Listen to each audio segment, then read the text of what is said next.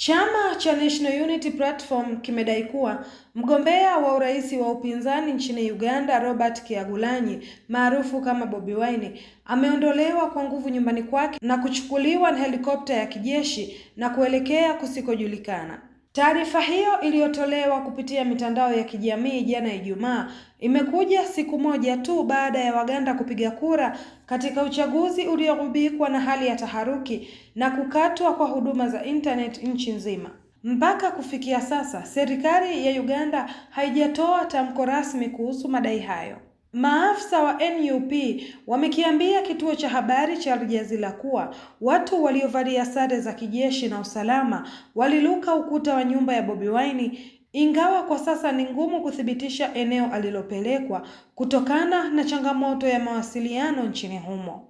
Kabla ya tukio hilo, Bobi Wine alikuwa ameweka ujumbe mtandaoni akidai kuwepo kwa ujazaji mkubwa wa masanduku ya kura kote nchini na kuwataka Waganda kukataa kile alichokiita utawala wa kiarifu. Wakati hayo yote yakiendelea, matokeo ya awali yalitolewa na tume ya uchaguzi siku ya Ijumaa jioni yalionyesha Rais Yoweri Museveni mwenye umri wa miaka 81 akiongoza kwa 73.7% dhidi ya 22.7% za Bobi Wine, huku kura 81% zikiwa zimehesabiwa.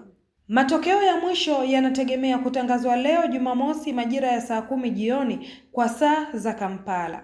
Licha ya upigaji kura Alhamis kumalizika kwa amani katika maeneo mengi, machafuko makubwa yameripotiwa usiku wa kuamkia Ijumaa katika mji wa Butambala, takriban kilomita 55 kutokea Kampala.